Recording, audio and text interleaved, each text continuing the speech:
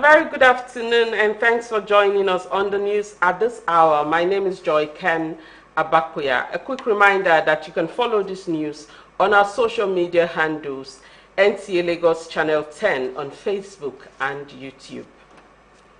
Lagos State House of Assembly has adopted a motion on the need for the establishment of guidance and counseling units in public and private schools across the state. This was at a plenary presided over by the Speaker Mudashiru Obasa in Lagos. Musa Toliat reports. It was a day designated to conduct plenary in indigenous Yoruba language, and the other paper toes the same line. The education sector came into focus when Chairman, House of Assembly Committee on Basic Education, Honorable Mosumola Shongodara, representing Surulere Constituency 2, moved a motion to stress the need for the establishment of guidance and counseling units in public primary and secondary schools across the state. According to her, a significant number of students in Lagos State face various psychological and behavioral challenges, including peer pressure, academic stress, examination malpractice, truancy, substance abuse, cultism, and career indecision. Honorable Kehinde Joseph noted that many teachers currently lack adequate knowledge of guidance and counseling, a gap which, he said, has hindered students from making informed career and life choices. Similarly, Honorable Abiodun Tobun described the call for the inclusion of professional counselors in schools as a timely intervention.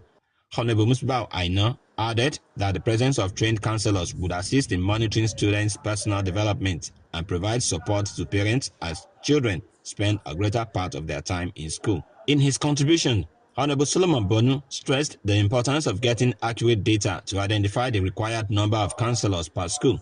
Honorable Sad Lukma Oluma urged the Teaching Service Commission, TESCOM, to place priority on hiring professionally trained guidance counselors that will be deployed to schools in the state.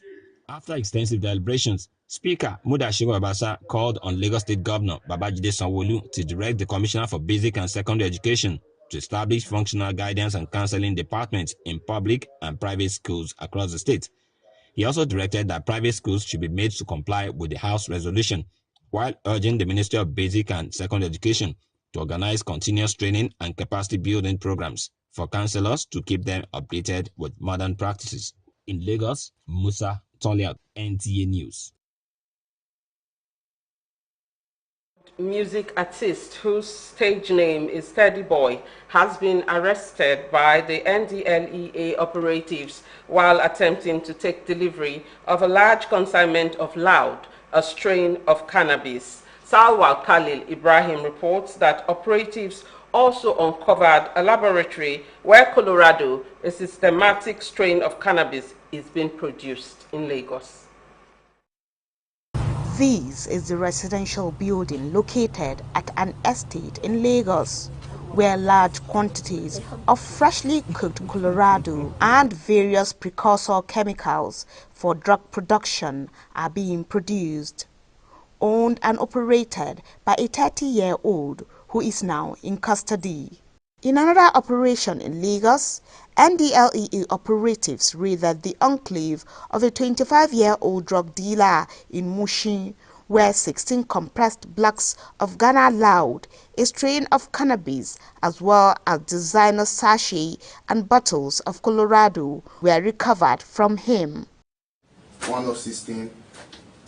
A music artist, Steady Boy, was arrested by NDLEA operatives while attempting to take delivery of a large consignment of loud concealed inside 3 cartons of bathtub imported, along with other items such as clothes and gadgets from New York, United States of America. In Kaduna, NDLEA operatives on patrol along Abuja-Jos Highway intercepted a consignment of 84,710 capsules of tramadol coming from Onitsha, Anambra State, and heading to Bauchi.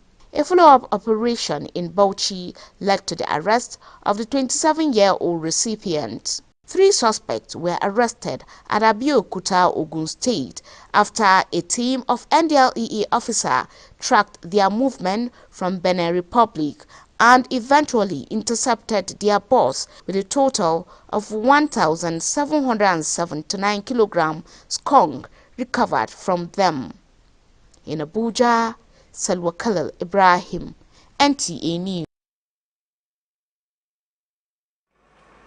Journalism places on the shoulders of practitioners responsibilities to work with the truth, be objective and impartial while ensuring that the voiceless have a voice in any given society. However, media practitioners have continued to be soft targets for individuals or groups who have something to hide from the prying eyes of journalists. Musa Toliat in this report has raised crimes against journalists and the way forward. UNESCO statistics show that the global impunity rate for crimes against journalists stands at 85%, which is persistently high. Between 2006 and 2024, more than 1,700 journalists have been killed worldwide, with close to 9 out of 10 cases remaining judicially unresolved. The grim statistics show how dangerous the job has become, especially in war-torn areas.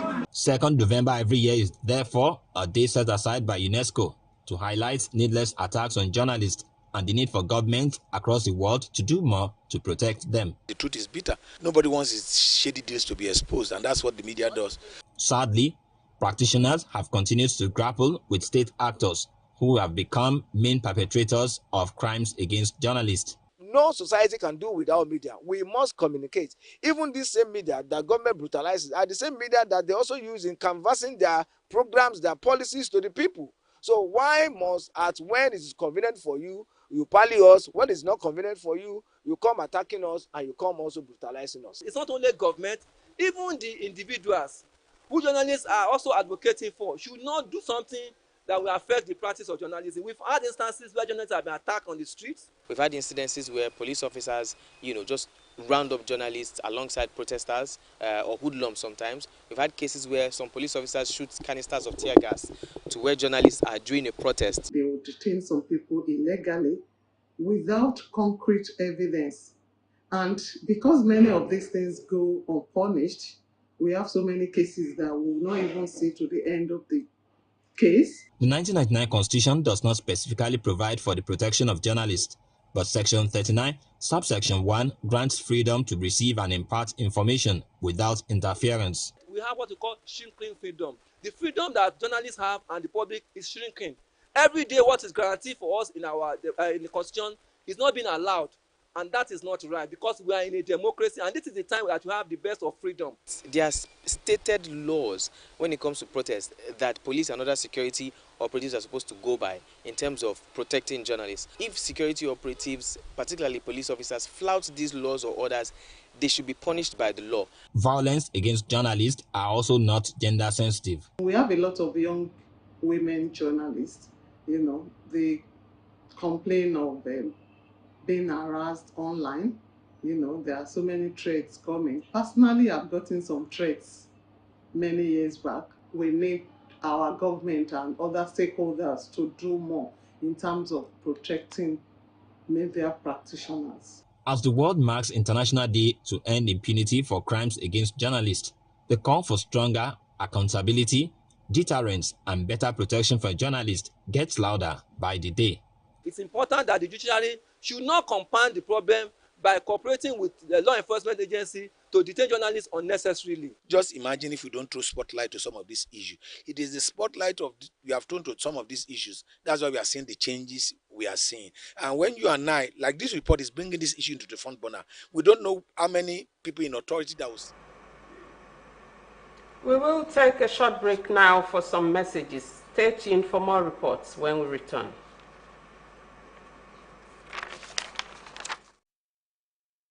Claus is coming to town.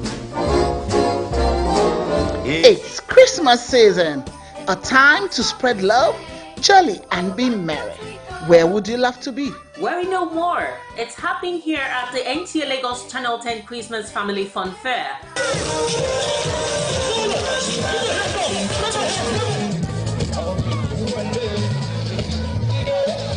To The 2025 Christmas celebration promises to be fun-filled with lots of activities for your maximum excitement. There will be games, Chess competition, Ludo, shout out to your loved ones, school presentations, bounce on the castle, and so much more. Date is Monday night to 12th December 2025, with Monday night being the opening ceremony. There will be so much more to eat and drink. Gate fee, 3,000 naira per child. Venue, Nta Lagos Channel 10 Joshua Yaba, Lagos. Time 10 a.m. For sponsorship and advert placement, please call Chibuzo 0812 324 5519 or Fadike on 0803 913 8161 and Jimo on 003 830 1669. Nta Lagos Channel 10 Christmas Family Fun Fair. Don't miss out. Save the date. Mark your calendars. Let's jingle and rock this Christmas.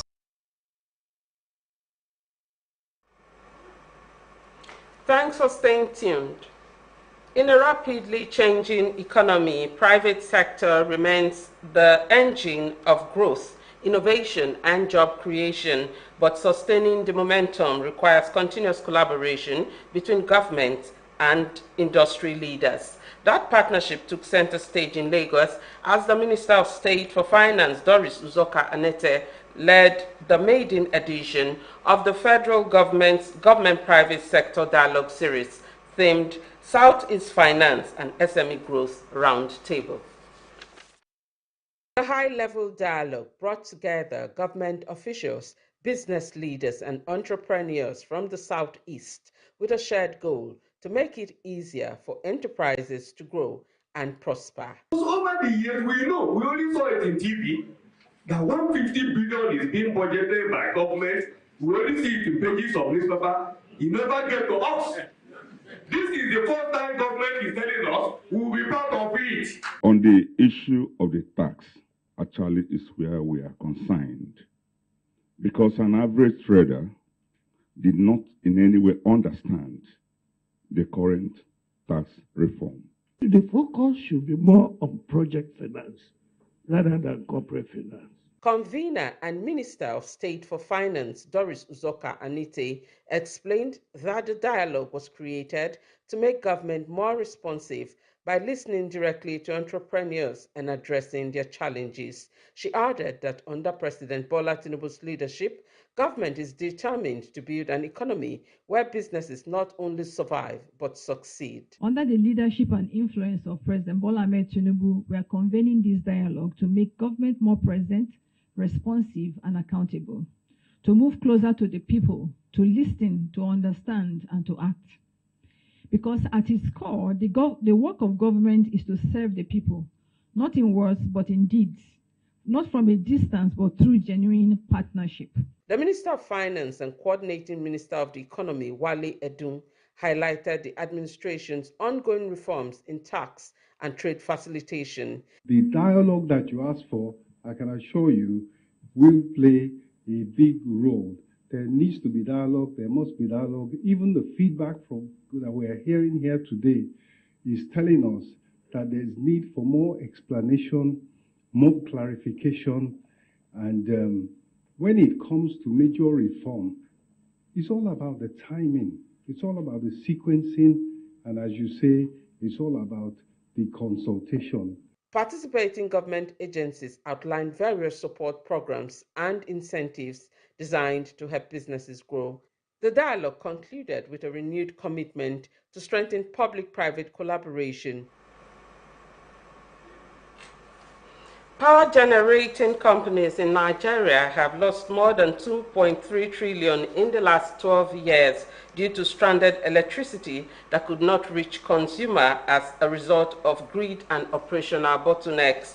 Fresh data from the Association of Power Generation Companies showed that between 2013 and September 2025, the sector recorded massive losses from power that was available for generation but could not be evacuated by the national grid.